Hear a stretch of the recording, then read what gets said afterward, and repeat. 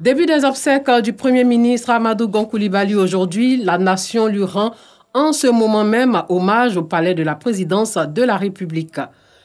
Suivra le mercredi 15 juillet de 8h à 12h au palais des sports de Trècheville l'hommage du RHDP, le Rassemblement des oufouettistes pour la démocratie et la paix. Le même jour, une prière sera dite à 13h à la mosquée de la Riviera Golf à Cocody, puis la dépouille du chef du gouvernement va quitter Abidjan pour Korogo.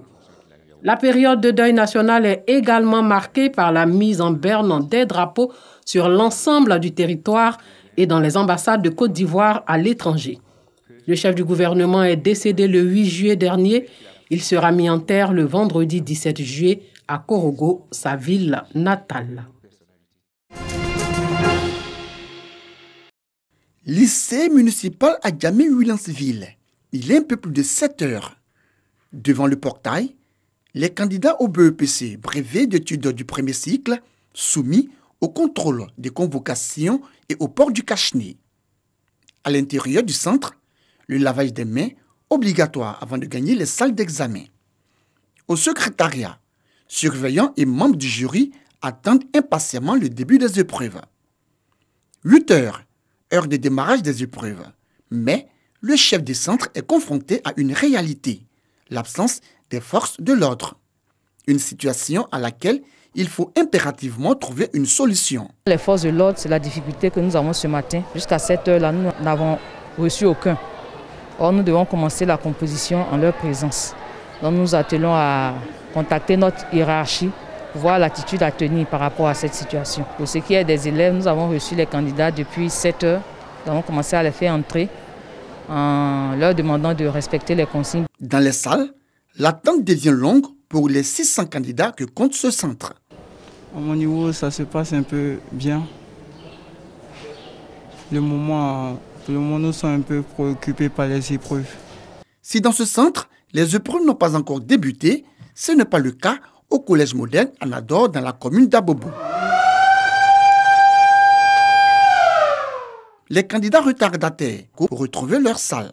Allez, on se dépêche. Monsieur, dépêchez-vous.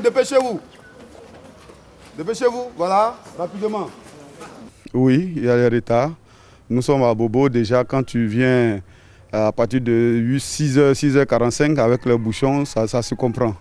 Mais ce sont des réflexes qui vont très vite se corriger dans les prochaines compositions. En tout cas, tout est planté vraiment pour faire un bon examen. Candidats officiels et candidats libres sont soumis à la première épreuve, la composition française. Au nombre de ceux-ci, cette candidate âgée de 32 ans. J'ai arrêté les études il y a longtemps, mais c'est maintenant que je me lance encore pour avoir le diplôme. Je me sens bien. Oui, je suis prête. Autre destination, le lycée technique Le Mahou dans la commune de Cocody. Ici, Florentine Lasme, chef de centre et son équipe se préparent à lancer la deuxième épreuve. Alors les instructions sont pareilles. Chacun est devant sa copie. Vous faites attention. On vous a déjà dit qu'il ne faut pas avoir de portable. Les fouilles ont été faites déjà à l'entrée. Donc je souhaiterais que les examens se passent sans problème. L'épreuve de sciences physiques se passe maintenant, après le lancement. Et puis on a 2 heures, donc on finira bientôt. J'ai 780 candidats pour 26 salles de composition. On aurait voulu avoir un peu plus de matériel au niveau pour les protections. On a reçu que les cache-nez. Il serait intéressant qu'on ait aussi du gel, qu'on ait du savon. On en a pris, mais ce n'est pas assez, en fonction du nombre de personnes que nous gérons dans le centre. Pour ces examens à grand tirage du BEPC, ce sont 503 472 candidats qui composent dans 799 centres d'examen sur toute l'étendue du territoire. Le respect des mesures barrières, des luttes contre la Covid-19 sont obligatoires dans les centres, y compris la lutte contre la fraude. La proclamation des résultats est prévue pour le mardi 28 juillet à partir de 14 h. EPP-SFI de Boaké, centre de composition du brevet d'études du premier cycle BEPC section 2020. Samanké Fatoumata, aide-soignante, veut le BEPC pour sa future entrée à la fonction publique. Je suis venue passer le BEPC parce que je veux compléter mes diplômes. Pour préparer le BEPC, j'ai fait cours du soir.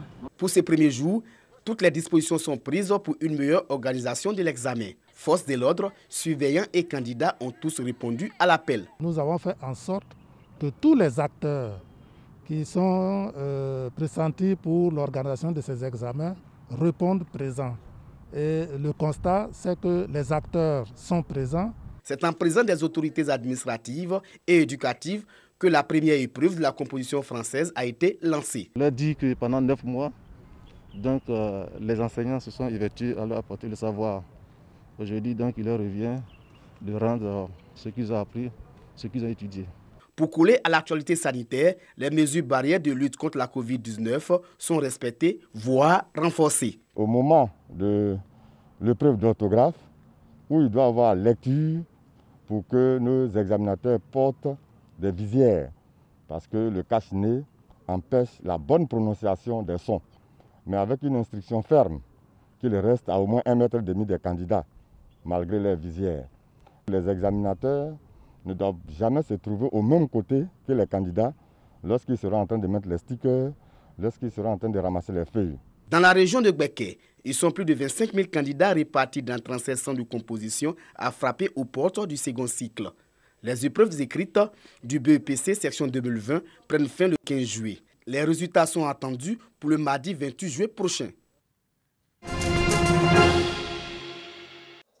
Le Congrès international des jeunesses d'Afrique et de Chine, CONIJAC, apporte sa contribution à la décrispation de l'atmosphère sociopolitique cette année électorale. Le programme dénommé « Pour une unité de fer » vise à sensibiliser les jeunes sur la non-violence, la paix et l'unité nationale. C'est la province chinoise de Xinjiang qui a servi de modèle pour enseigner ses vertus aux jeunes lors d'une projection de film. La Chine est un pays qui a connu beaucoup de violences. La Chine s'est remise de toutes ces violences, simplement parce qu'il y a eu des Chinois qui se sont soustraits de ces actes de violence. Aujourd'hui, il est important d'accomplir son devoir civique, c'est-à-dire d'aller voter, mais il faut aussi que nous ayons la culture de ne pas aller au-delà du vote pour entretenir des violences. En tant qu'amis et frères, nous espérons que la Côte d'Ivoire pourrait aussi préserver la stabilité et la paix et puis pourrait continuer de se développer d'une façon durable. Le CRU étant le centre régional des œuvres universitaires, nous nous occupons des étudiants en dehors de l'amphi. Tout ce qui est œuvre sociale, œuvre universitaire nous incombe.